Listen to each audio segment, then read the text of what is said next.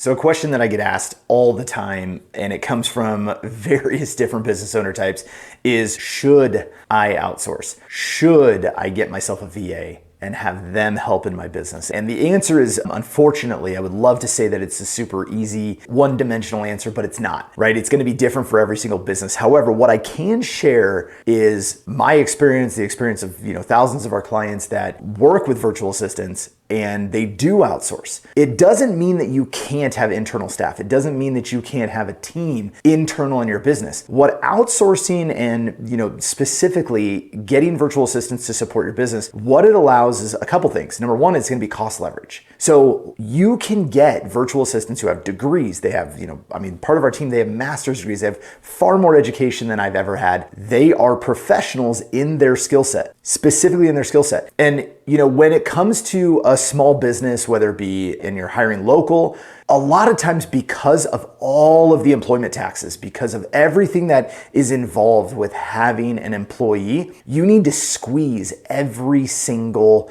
ounce of production out of that person just to make sure that you actually make the cost effective, right? And so a lot of times in most businesses, you need to make $3 for every $1 you spend with every, local employee, just simply because you have to be able to get a return on that investment. That's really, really difficult. A lot of times what that does is that in a local, where you're hiring somebody local, what you end up with is more of a generalist. You end up with somebody who they may not be an expert in one area, and you're trying to get them to wear multiple hats and do different things in your business. We all do it. We've all done it. But that actually will decrease productivity and decrease output, which is going to decrease your rate of return on that specific staff member.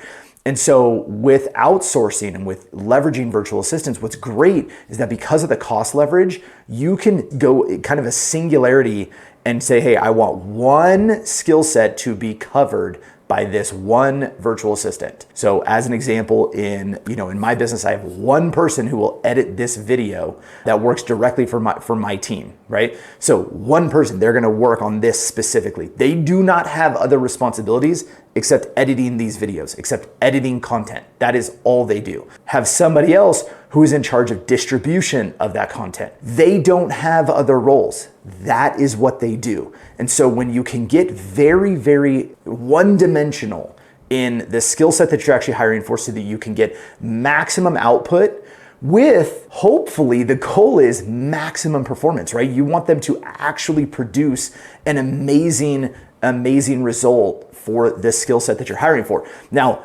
with the outsourcing world, the challenge that I see most is that just like we're used to doing with local employees and people we hire locally, we're trying to squeeze every single ounce that we can get out of them because we're so used to the need to get that 3-to-1 ratio. With a virtual assistant, you don't necessarily have to, right? Because there's cost leverage. And so think about that when you're trying to decide, do I hire a virtual assistant? Is that the right fit for my business? Well, the truth is, it depends. It's not ideal to give you that answer, but the truth is it does depend. What do you need as far as output goes? What role do you need filled?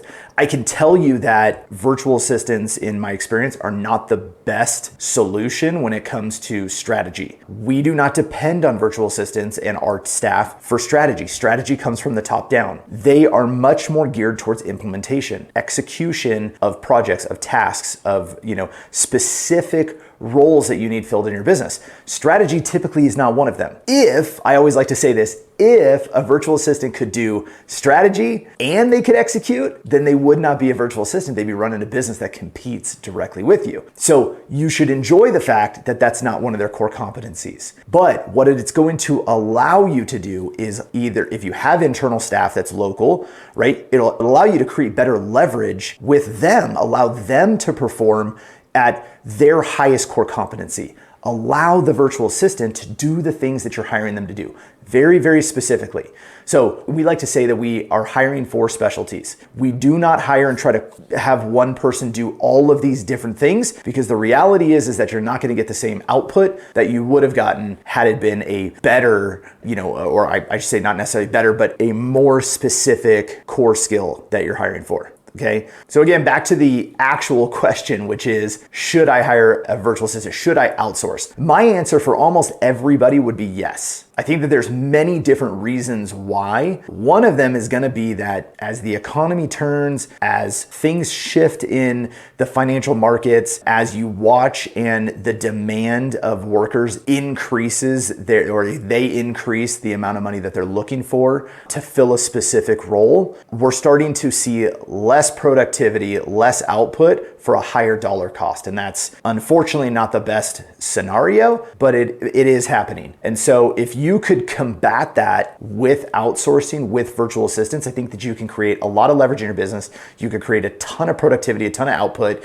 Your performance could rise, and really you could fill more roles than you can while you're hunting through, hiring local, dealing with all of the nuances that come with having local employees, taxes, workers' comp, all of those things. For those who haven't seen it, there was something that was just released the other day. They're talking about they're going after kind of the gig economy, those 1099s, those independent contractor types. They're really going to make a huge push to go and basically pull that down, right? Take that away. That is part of the reason that there's a lot of new hires at a certain entity that is supposed to be going after this kind of gig economy. And so what's great is that when you're using a solution like outsourcing, a good example is you're using a service like ours, which is we are the conduit between a huge amount of staff in the Philippines and Central America, South America. We are the conduit. We are the connector between those people, those resources, those outsourced virtual assistants. We are the conduit between them. If you were to hire our company, you would be paying us directly. You would not be paying independent contractor. So what will happen is that you're paying a service. That's a direct tax expense, right? Or business expense. That is a direct expense. So you get to write that off. Versus if it's an independent contractor and then it comes back that it's felt that that is more of an employee role, there is going to be a consequence to that. We are the mitigators of that issue due to the fact of how we structured our company and the opportunity that it provides small businesses.